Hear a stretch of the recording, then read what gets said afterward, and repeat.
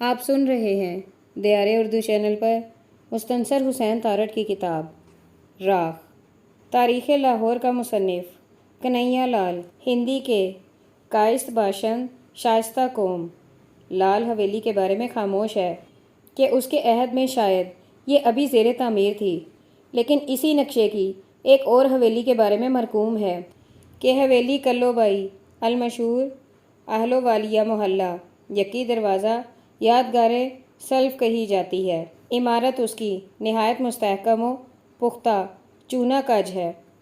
بیچ میں کھلا ہوا صحن ہے اور چاروں طرف 2 منزلہ 3 منزلہ پختہ عمارتیں ہیں۔ نواب زکریہ خان بہادر نے یہ حویلی اپنی محبوبہ عورت کلو بائی کی خاطر تعمیر کی تھی، جو قوم کی مطریہ تھی۔ دارو بھی قوم کی مطربہ تھی اور مورا بھی قوم کی مطربہ تھی، جس نے مسجد مورا طوائف بازار پاپڑ منڈی علاقہ شالمی دروازہ میں تعمیر کروائی۔ بانیہ اس کی مورا طوائف مہاراجہ رنجیت سنگھ کی محبوبہ تھی۔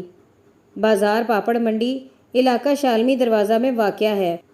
اس کسبن عورت کی رسائی مہاراجہ کے دربار میں یہاں تک تھی کہ کوئی کام اس کے مشورے تجویز کے بغیر نہ ہوتا تھا۔ با فضل عزت دار افلاک چہ مورا مسجد آراست برخاک۔ دارو عام طوائف تو نہیں تھی، مجرا تو نہیں کرتی تھی۔ مشاہد جی، میں شاید 1 برس بعد اوپر آئی ہوں۔ میرے جوڑوں کا درد مجھے لے بیٹھا ہے اور ابھی مجھے گرغابیوں کے 20 جوڑے اور بنانے ہیں۔ وہ نورا اس کمرے میں یوں چلتی تھی جیسے ابھی رکے گی اور پھر اوپر بالکنی کی طرف دیکھے گی اور پھر بازو اٹھا کر ان کا گھیرا بنا کر گردن لچکا کر ذرا کولوں کو ہلکی حرکت دے کر ناچنے لگے گی۔ ٹوٹے ہوئے رنگین شیشوں سے پرے جو آسمان دکھتا تھا، اس میں رنگ برنگے گڈے اور پتنگے نیلاہٹ میں تیکھی بل کھاتی کشتیوں کی طرح تیرتے تھے۔ تم نے اسے میرے بارے میں بتایا کیوں نہیں؟ وہ بے دانت ہنسی 2 مرجھائے ہوئے ہونٹوں میں سے ظاہر ہوئی۔ یوں ہی برگیتا کے اندر ایک اور سول چبھی۔ وہ جیسے مشاہد سے مخاطب ہوتی تھی، اس میں اس کے طرز تخاطب میں ایک ایسی اپنائیت تھی جو صرف جنسی قربت کے بعد ظاہر ہوتی ہے، اور یہ ممکن نہ تھا۔ عمروں کا تفاوت، اور کیا یہ واقعی ممکن نہ تھا؟ ٹوٹے ہوئے رنگین شیشوں سے پرے آسمان میں رنگ برنگے گڈے اور پتنگے کندے مارتے ہوئے بلند ہوتے ہوئے تیکھی بل کھاتی کشتیاں نیلاہٹ میں یہ کمرہ جہاں ایک بالکنی، ایک شخص اور ایک ناچنے والی اور ٹوٹے ہوئے شیشوں میں سے بل کھاتی کشتیاں، یہاں جنا تھاواں دے عشق دھمال پائی۔ نورا نے انہیں دیکھا۔ عبدالرحمن چغتائی جی کو جانتے ہو؟ ہاں۔ ان کے بھائی عبدالرحیم جی کو جانتے ہو؟ نہیں، وہ میرے مور ڈانس کا شدائی تھا۔ میں ان دنوں سچ مچ ایک مورنی تھی۔ ہاں مشاہد جی، بے دانت مسکراہٹ، جوڑوں کا درد، جھریاں، اور ابھی شہر کی مورنیوں کے پاؤں کے لیے 20 اور گرگابیاں۔ یہ کون تھی؟ پیچدار سیڑھیوں کی تنگی میں سنبھلتے اترتے برگیتا کی اندھیرے میں حسد سے ڈسی آواز آئی۔ دارو کی پوتی نورا۔ اسی لیے تو 4 چیزیں ہیں، اور 4 چیزیں ہیں جو ہر دسمبر میں مجھے بلاتی ہیں۔ ان میں سے ایک شکار ہے قادر آباد کے آس پاس، اور وادی سوات کا ایک سلیٹی منظر ہے، اور کامران کی 12 دری سے لگ کر بہتا ہوا دریائے راوی ہے، اور چوک چکلا ہے جہاں لال حویلی ہے جس میں نورا ہے ٹوٹے ہوئے رنگین شیشوں سے پرے۔ وہ لمڈھینگ سا نوجوان باریش پادری تھا جو آنکھیں بند کر کے گردن لمبی کیے ہارمونیم پر انگلیاں چلاتا ایک عجیب عالم سرخوشی میں، یا شاید عالم بالا میں پہنچا ہوا تھا، جس میں اس کے ہونٹ مسکراہٹ میں پھیلتے تھے۔ وہ بہت ہی مگن گاتا تھا اور اس کا گیت کچھ شناسا لگتا تھا، اور کچھ دیر بعد کھلتا تھا کہ وہ سویڈش یا انگریزی میں نہیں بلکہ پنجابی میں ساڈا یسوع اج آیا سی الاپ رہا ہے اور ڈھیروں ثواب کما رہا ہے۔ جب وہ یسوع کا لفظ ادا کرتا تو ان کی تان ایک قوال کی طرح وہاں تک لے جاتا جہاں اس کا سانس اکھڑنے کو آتا اور اس کا چہرہ لال بھبوکا ہو جاتا۔ اپر مال کی ظفر علی روڈ کے آخر میں ریلوے لائن کے ساتھ ساتھ جہاں سے ایک کچی آبادی کا آغاز ہوتا ہے، وہاں ایک پر آسائش مغربی طرز کے گھر کے اندر قالین پر گرم ماحول میں چمکیلے بھڑکیلے اور شوخ رنگے کپڑے زیب تن کیے خواتین، جن میں ان کی سیاہ رنگت مزید بہار دکھاتی تھی، ربن لگائے اور سرخ ہینڈ بیگز تھامے، سرخ ہائی ہیل شوز میں، اور جینٹل مین بڑے بڑے جہازی کالروں کی نیلی پیلی قمیضوں کے ساتھ بیل باٹم پتلونیں یا پھر چیک دھوتیاں پہنے اور رنگین پگڑیاں باندھے پر آسائش گھر کے اندر قالین پر سر جھکائے سر دھنتے تھے۔ اور جب راڈنی یعنی لم ڈھینگ پادری جی یسوع کی تان لگاتے تھے تو وہ عقیدت سے اور جھکتے تھے، لیکن اس کرسمس کیک پر بھی مسلسل نظر رکھتے تھے جو ان کے درمیان رکھا گیا تھا، اور اس کی مٹھاس اور کریم کی ہلاوت ان کے گلوں میں اترتی جاتی تھی۔ اور شاید کچھ کمزور عقیدے والے یہ خواہش رکھتے تھے کہ پادری جی کا کرسمس گیت ذرا شتابی سے اختتام تک پہنچے تاکہ یہ کیک خوشنوش کیا جائے۔ شہر میونخ میں آج کرسمس ہے، فاصلوں کی کمن سے آزاد۔ میرا دل ہے کہ شہر لاہور ہے جہاں آج کرسمس ہے، اور راڈنی ایسبرگ المعروف لبو آنکھیں بند کیے ثواب کے 7ویں آسمان پر پہنچا۔ یسوع کی تان پر اپنا چہرہ سرخ سے سرخ کیے جا رہا تھا۔ مشائلہ نے اپنا وائن گلاس اٹھایا اور اس کی خالی تہہ میں ایک مرتبہ پھر جھانک کر واپس میز پر رکھ دیا۔ وائن کی مزید بوتلیں راڈنی کے ذاتی کبرڈ میں محفوظ تھیں، جس کی چابی ظاہر ہے راڈنی کی جیکٹ میں تھی، اور وہ یہ جیکٹ اس وقت پہنے ہوئے تھا، اور اگر اس وقت جب وہ یسوع کی تان لگا رہا تھا مشائلہ اس کے پاس جا کر اس کی جیب چابی کے لیے ٹٹولتی تو وہ اپنا کرسمس کیرل منقطع کیے بغیر اسے ایک جھانپڑ رسید کر دیتا۔ اسی لیے اپنی بوریت کا مظاہرہ کرنے کی خاطر اس نے اپنا وائن گلاس اٹھا کر اس کی خالی تہہ میں ایک مرتبہ پھر جھانک کر واپس میز پر رکھ دیا تھا، اور پھر مشاہد کی طرف دیکھا جو ابھی ابھی ایک اور جمائی روکنے کی کوشش میں ایک بیزار شکل کا چند لمحوں کے لیے مالک بن چکا تھا۔ اسکول، مشائلہ نے اپنا گلاس بند کر کے لبوں سے چھوا۔ میری کرسمس مشائل، میری کرسمس ٹو یو ٹو مشائلہ۔ اس نے شاید آج 17ویں بعد مشائلہ کو میری کرسمس کہا تھا۔ مشائلہ سکینڈینیون بھرے بدن، سنہری بالوں اور بے باک مسکراہٹ کا حسن تھی۔ اس کے گالوں پر جو لالی تھی وہ وائن کی کم اور کھلی فضا میں کام کرنے والی کھیت عورتوں کی زیادہ تھی۔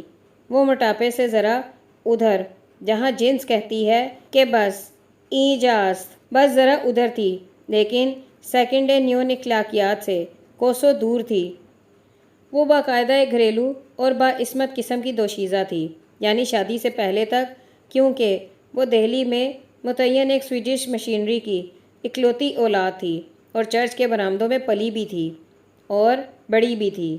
ایک بہت ہائی نوٹ پر یکدم کرسمس کیرل ختم ہو گیا، اور راڈنی نے ایک پاکیزہ لیکن قدرے متکبر شرماہٹ کے ساتھ تالیوں کے جواب میں سر ہلایا، اور پھر ایک مقدس فریضے کے طور پر کیک کو احتیاط سے کاٹا، ایک مختصر دعا کی اور ہاتھ لہرا کر منتظر آنکھوں سے پلیز کہا۔ اس پلیز کہنے پر نزدیکی کچی آبادی کے غریب غربا عیسائی مسکین، جنہیں عام غریب غربا پاکستانی بھی پاس نہیں بیٹھنے دیتا تھا، لیکن اس کے نزدیک وہ پاک صاف تھا اور وہ چوزے تھے، اور اگر وہ مسلمان ہو جائیں تو بھی مسلی ہی رہتے تھے، تو یہ ہائے ہائے کرتی سرخ ہینڈ بیگوں اور ڈزنی پنک ربنوں والی لیڈیاں اور چپڑے ہوئے بالوں اور تیکھی مونچھوں اور دراوڑی یا بھیل ناک اور ٹھوڑیوں والے جینٹل مین کرسمس کیک پر باقاعدہ پل پڑے۔ راڈنی ایک گاڈ فیئرنگ پادری تھا، اس لیے کچی آبادی سے جمع کیے گئے بھیڑوں کے میک گلے کے سامنے سرمن دینے سے پیشتر ایک کریم کیک وہ عام دنوں میں بھی رکھ دیتا، اس آسمانی وعدے کے ساتھ کہ یہ سرمن کے بعد سرو ہوگا، اور بھیڑوں کا گلہ آسمانی باپ کی حکایتوں کی نسبت کریم کیک میں زیادہ دلچسپی رکھتا۔ ایک خاک روب، ایک چوڑا جس کے نزدیک سے گزرتے ہوئے پارسا ذرا لچک کر گزرتے تھے کہ اس کے لباس کا کوئی حصہ انہیں چھو نہ جائے، اور تا دیر دیکھتے نہ تھے کہ نظریں پلید نہ ہو جائیں۔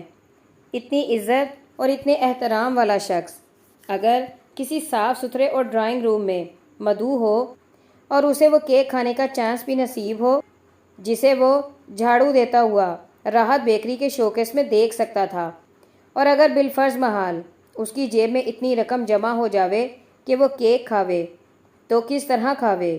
اسے تو بیکری میں کوئی گھسنے نہ دیوے اور صرف سویڈن کا صاحب اسے قالین پر بٹھا کر یہ کیک کھلاوے۔ سوری، راڈنی پسینہ پونچھتا ہوا ایمان کی تازہ کمائی میں مطمئن ان کی طرف آ گیا۔ مشائلہ نے کچھ نہیں کہا، صرف اپنا خالی گلاس بلند کر کے ایک اور اسکول کہہ دیا۔ سوری، راڈنی ایزبرگ المعروف، لبو نے پھر کہا اور لیونگ روم میں جا کر کبرڈ میں سے گہرے سبز رنگ کی ایک بوتل اور نکال کر لے آیا۔ اور راڈنی ایزبرگ اس لیے المعروف لبو تھا کہ مشاہد کے ایک اندرون شہر کے دوست نے اس کی بلند قامتی اور اس قامتی میں لچک کے تناسب سے اسے ایک ایسے گڈے سے تشبیہ دی تھی جس کا تیر نرم ہوتا ہے اور وہ آسانی سے لفٹ جاتا ہے اور آسمان پر اڑتا ہے تو ذرا خم کھاتا ہے اور دوہرا ہو جاتا ہے اور لپو کہلاتا ہے۔ راڈنی چلتے ہوئے خم کھاتا تھا اور دوہرا ہوتا تھا اور اسی لیے وہ المعروف لپو تھا۔ باہر سرما کی پہلی بارش کی بوندا باندی کا آغاز ہو چکا تھا۔ کیک کے ذرے ان کی مونچھوں پر یا گہری سرخ لپسٹکوں پر۔ اب انہیں ریلوے لائن کے پہلو میں اپنے کچے کیچڑ بھرے ٹپکتے کوٹھوں میں واپس جانا تھا۔ کرسمس کے ساتھ مختصر ہنی مون ختم ہو چکا تھا۔ انہیں واپس جانا تھا کہ راڈنی مشائلہ اور صوفے پر بیزار بیٹھا پاکستانی بھی منتظر تھے کہ وہ کیک تو کھا چکے ہیں، اس لیے میری کرسمس، اب جائیں اپنی کچی اور کیچڑ آبادی میں۔ ان کی ایک خاص بو والی رفاقت تا دیر نہیں سہی جا سکتی۔ وہ ذرا جھجکتے ہوئے آسائش میں ایک اور سانس لیتے ہوئے، قالین کی نرمی کو پاؤں کی یاد بناتے ہوئے، روشنیوں میں ایک دوسرے کو دیکھتے ہوئے اٹھے، راڈنی کا شکریہ ادا کیا۔ مہربانی جی، صاحب جی، تھینک یو تے ہیپی کرسمس۔ کرسمس کا اختتام نہیں ہوا تھا لیکن ان دیکھے جھاڑوؤں پر ان کی گرفت مضبوط ہوتی تھی کہ یہی اخیر تھا، عیسائی یا مسیحی، یہی اخیر تھا۔ وہ سب اس آسائش بھرے گھر کو بھاری قدموں میں سے خالی کر گئے۔ اسکول راڈنی نے بھی ایک سانس اطمینان کا لیا اور وائن کا گلاس اٹھایا۔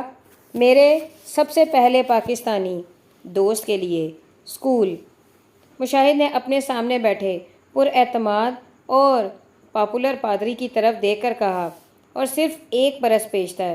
دھوپ میں جلتے صحن میں کھلے دروازوں کے آگے استادہ خس کی تہوں پر وہ بھری ہوئی بالٹی میں سے ڈونگے بھر بھر کر ڈال رہا تھا تاکہ ان میں مہک آوے، ٹھنڈک جنم لیوے اور اس کی آیا جی باجیاں اور مردان آرام سے گرمیوں کی دوپہر میں سو سکیں۔ پہلے یہ ڈیوٹی ابا جی کی ہوتی تھی، ان کی وفات کے بعد اب اس کی تھی۔ وہ آخری ڈونگا خس کی چیک پر نچھاور کر کے اندر جانے کو تھا جب نیچے سے لکشمی مینشن کے فلیٹ نمبر 17 کے نیچے سے گلی میں سے ایک آواز آئی۔ اسے شائبہ ہوا کہ اس کا نام لیا گیا ہے، لیکن اس ویران گرمی میں کون ہو سکتا تھا، اور اس نے لاپرواہی کی اور اندر جانے کو تھا جب ایک اور آواز گرمی اور بخارات کے ساتھ اٹھتی ہوئی اس تک پہنچی۔ یقیناً کوئی اسے بلاتا تھا۔ اس نے ان گملوں کے بیچ میں سے جھانک کر دیکھا جن کے بیچ میں سے جھانکنے سے کئی برس تو نہیں، صرف 6 برس پہلے اسے سمیہ کا ابھرتا ہوا بدن دکھتا تھا۔ اب وہ پتہ نہیں کہاں تھی۔ وہاں نئے کرایہ دار آ چکے تھے۔ نیچے گلی میں ایک غیر ملکی لڑکا منہ کھولے اوپر دیکھ رہا تھا اور اوپر گملوں کے درمیان میں سے نیچے دیکھتے مشاہد کو وہ دھوپ کی شدت کی وجہ سے دیکھ نہیں پا رہا تھا۔ وہ 52 سیڑھیاں اتر کر نیچے چلا گیا۔ یس، باریش لڑکے کا منہ ابھی تک کھلا تھا اور وہ اوپر دیکھ رہا تھا۔ مشاہد کے یس کہنے پر چونکا اور اس کے قریب آ گیا۔ میرا نام راڈنی ہے، آئی ایم اے سویڈ۔ اور کیا آپ ہی مشاہد ہیں؟ میں ہوں، بہت خوشی ہوئی آپ سے مل کر، اسلمڈینگ راڈنی نے کہا۔ میں آپ کے لیے کیا کر سکتا ہوں؟ مشاہد ابھی تک ذرا صاف لوگ تھا۔ وہ کیا یہ ممکن ہے کہ ہم کسی جگہ اطمینان سے بیٹھ کر بات کر سکیں؟ وہ بہت درخواست کرتا اور لجاجت آمیز لہجے میں کہنے لگا، اوپر آ جائیں۔ فلیٹ نمبر 17 کی 52 سیڑھیاں طے کرنے کے بعد وہ سانس لینے کے لیے رک گیا۔ بہت بلند۔ جی فرمائیے۔ جو ہی وہ بیٹھے کہ اندر داخل ہو، مشاہد نے پوچھا، کیا میں بیٹھ سکتا ہوں؟ پلیز۔ کیا آپ امبرتو کو جانتے ہیں؟ وہ اطالوی ہے اور ٹرٹنگم میں آپ کے ساتھ پڑھتا رہا ہے۔ امبرتو ابھی تو 1 برس بھی نہیں گزرا تھا اور ابھی سے انگلستانی رفاقتوں کے نام ذہن سے اترنے لگے تھے۔ ہاں امبرتو، میں اسے جانتا ہوں، اس نے مجھے آپ کا پتہ دیا تھا۔ مشاہد چپ رہا۔ اتنی گرم دوپہر میں ایک بارش غیر دلچسپ غیر ملکی کو وہ کیا کرے؟ ویل، راڈنی ذرا سا کھانسا۔ میرا باپ پادری تھا اور میں بھی کسی حد تک ایک پریچر ہوں، تو یہاں لاہور میں مجھے ایک سویڈش اسکول میں ٹیچر کے طور پر ملازمت مل گئی ہے۔ چنانچہ یو سی اب میں ایک پریچر ٹیچر ہوں یا ایک ٹیچر پریچر ہوں۔ ہاں ہاں، اس نے ذرا فری ہونے کے لیے ایک مختصر سا کہا لگایا اور مشاہد کے چہرے پر اس کی وجہ سے کوئی تبدیلی نہ پا کر فوراً کہنے لگا، دراصل میں جانتا نہیں کہ کہاں سے شروع کروں۔ کہیں سے بھی۔ مشاہد جلد از جلد اس سویڈش مولوی سے چھٹکارا حاصل کرنا چاہتا تھا۔ امبرتو میرے ایک اطالوی دوست کا کزن ہے اور جب کبھی میں انگلستان جاتا تھا تو اس کے ساتھ مذہب پر طویل بحثیں ہوتی تھیں۔ وہ ایک متعصب یہودی ہے اور وہ شرمندگی سے مسکرایا، میں ایک متعصب عیسائی، لیکن ہم ایک دوسرے کا نقطہ نظر کھلے دل سے سنتے تھے۔ تو اس دوران مجھے یہ ملازمت مل گئی لاہور میں، اور مجھے لاہور کے بارے میں کچھ علم نہ تھا کہ کیا ہے اور کہاں ہے۔ مجھے لاہور کی بجائے ٹمبکٹو کا زیادہ پتہ تھا، چنانچہ میں بہت فکر مند تھا۔ کیا وہاں ہاتھی ہوں گے؟ کیا وہاں بجلی ہے؟ شاید وہاں، اور یہ بات میں غیر سنجیدگی سے کہہ رہا ہوں کہ وہاں جنگلی ہوں تو ان کے لیے کچھ آئینے، شوخ لباس یا لائٹر وغیرہ لے جاؤ انہیں متاثر کرنے کے لیے۔ پھر ایک بحث کے دوران میں نے یوں ہی امبرتو سے تذکرہ کیا تو وہ کھل اٹھا اور کہنے لگا، نو پرابلم، مشیل وہاں ہے لاہور میں، تو اس نے مجھے آپ کا ایڈریس دیا تھا، تو کیا آپ مجھے 1 گلاس پانی دے سکتے ہیں؟ یہاں لاہور میں گرمی ذرا زیادہ ہے۔